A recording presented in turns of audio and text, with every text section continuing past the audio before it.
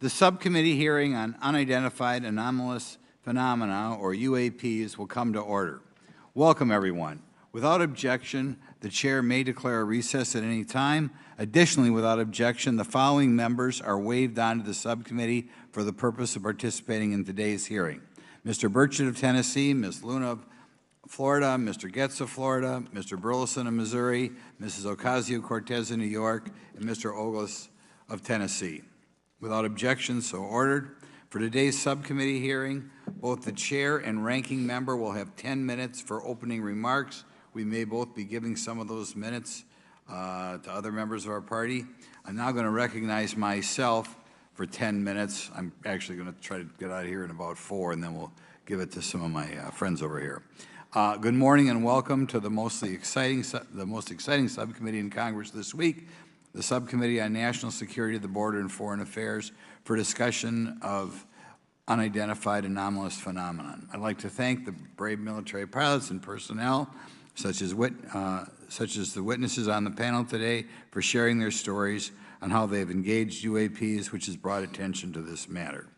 Curiosity and speculation from all walks of life have generated interest in studying what UAPs are and what threats they may pose. I will say that when I was younger in school, I read a book, a 1966 book called Flying Saucers, Serious Business, and for a while, when I was a little bit younger, I thought it was the most important issue out there.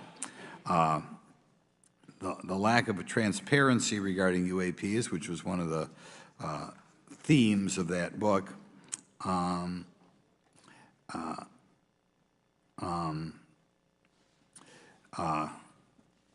in any event, it's led to interest in studying what UAPs are and what threats they pose. The lack of transparency regarding UAPs has fueled wild speculation and debate for decades, eroding public trust in the very institutions that are meant to serve and protect them, as is evidenced by the large number of people we have here. I also want to point out in 1966, President Gerald Ford claimed to have seen a UFO, and in 1969 in Georgia, Jimmy Carter claimed to have seen a UFO. So this has led Congress to establish entities to examine UAPs.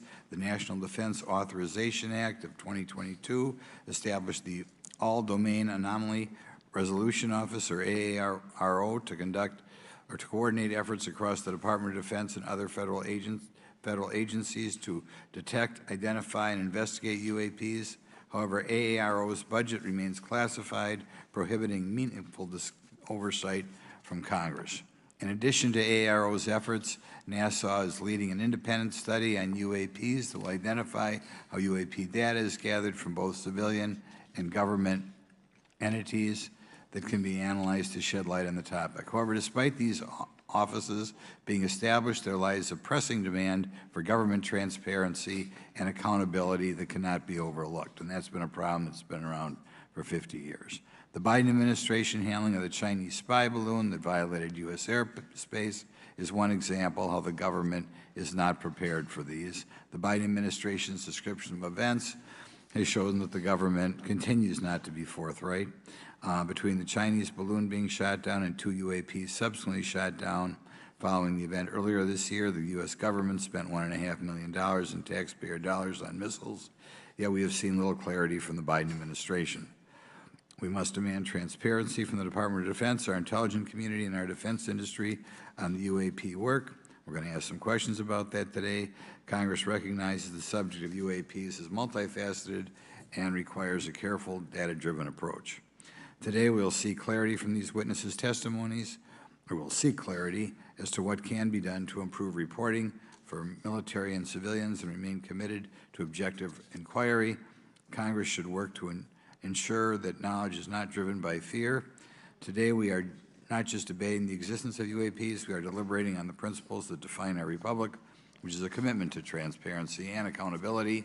I look forward to hearing from our witnesses today about ways we can improve government efficiency and openness when it comes to UAPs. I thank each of you for your presence here today and for your dedication to safeguarding the interests of the American people. I look forward to your testimony. Now I'm going to turn it over for 2.5 or 3 minutes to Representative Burchett from Tennessee.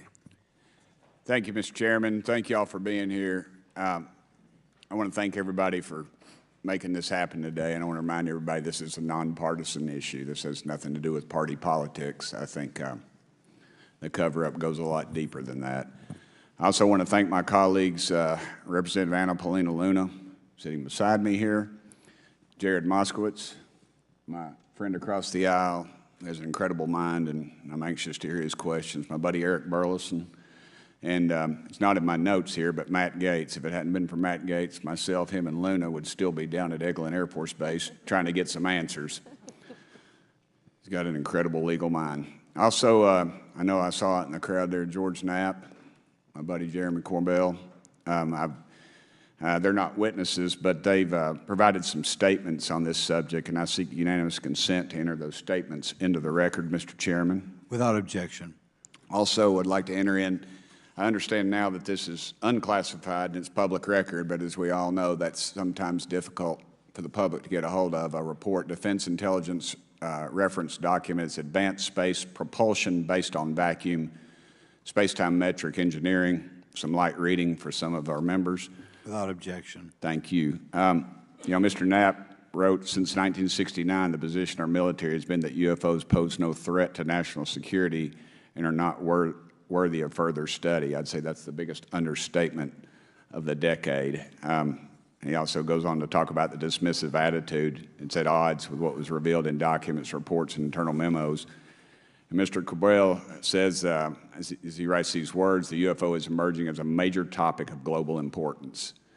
I can state that as a fact. Out there, I met a fellow who came in here all the way from Denmark to be here for this meeting. So this is huge. This is worldwide. I think we suspect what's going on, but I'd also like to thank the members of Congress who have supported our efforts to make this hearing happen. Some have even confided to me that they've had UFO sightings of their own. Those members, of course, some of them wish to remain anonymous, and I'll keep it that way. But also, finally, I'd like to thank these three brave witnesses here. They took an oath. They took an oath to uphold the Constitution of the United States, and dadgummit, they're doing it. And we owe them a debt of gratitude.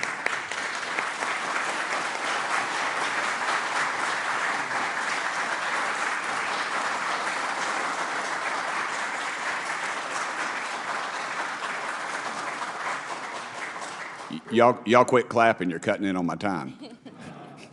Just kidding. These folks, they've got nothing to gain from this, and I think you're going to find out that they've endured quite a few slings and arrows. We need to remember them in our prayers and their families. And I'm thankful to them for their honest testimonies. They have done interviews and appeared in documentaries like Accidental Truth to get their stories out there, and now they are all here to testify under oath for Congress. It's been so difficult to get here today. I've said, in the Baptist church, we'd say that the devil's in our way. And the devil has been in our way through this thing. We've run into roadblocks from members, from the intelligence community, the Pentagon. I proposed legislation to go in the FAA reauthorization that just said if an airline pilot has a sighting, that when he makes that report to the FAA, that it would come to Congress. But I was told that the intelligence community did not like that, and the amendment was not even heard in committee. I think it's time for this country to take back our country. We need to tell the folks at the Pentagon they work for us. Dadgummit, we don't work for them. And that's exactly the point. This is an issue of government transparency. We can't trust a government that does not trust its people. We're not bringing little green men or flying saucers into the hearing. Sorry to disappoint about half y'all. We're just going to get to the facts. We're going to uncover the cover-up, and I hope this is just the beginning of many more hearings and more people coming forward about this. And I yield back the remainder of my time. I think, is it to Representative Luna, Mr. Chairman, or is that? Yeah, we'll call Ms. Luna for her statement.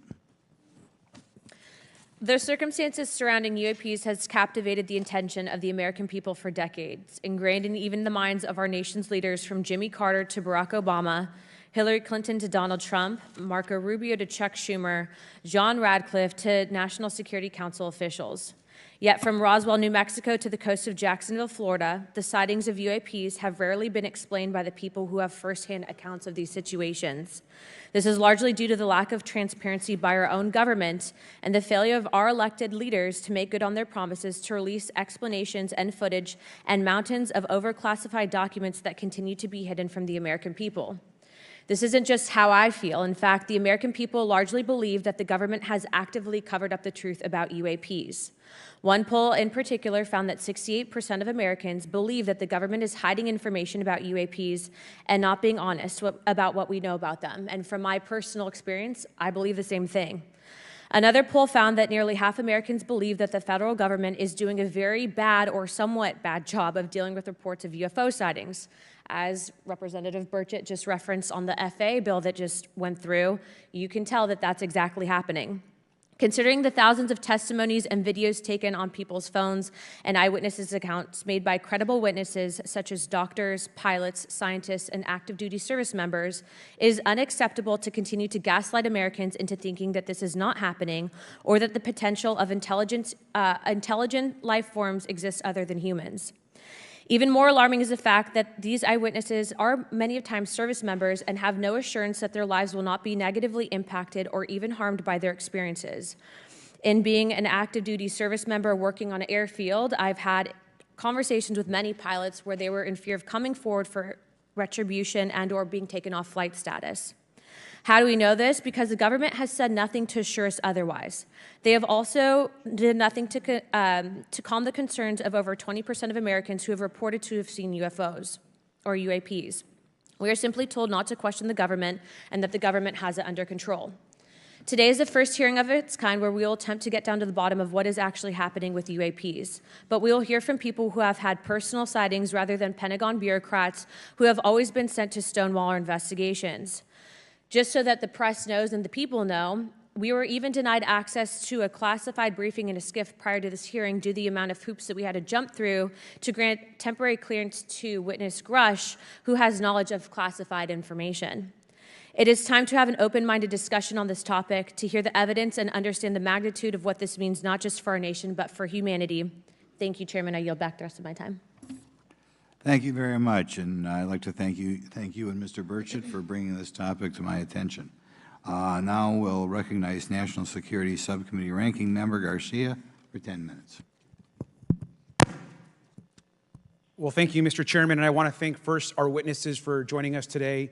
I want to begin by thanking you all for your service to our country and for sharing your voices today and your courage to be here as well. To Mr. Graves, particularly grateful to you to spend some time that we had for you to share with candor some of your experiences, so I appreciate that as well. I do want to thank all the members of our subcommittee today and also those that are here and have waved on for their incredible interest in this issue, particularly to Congressman Burchett. I know that your leadership has brought us to this place today, and I want to thank you for that, as well as everyone else that's been engaged in this work. I also want to thank the oversight staff, who I know has been working very hard to ensure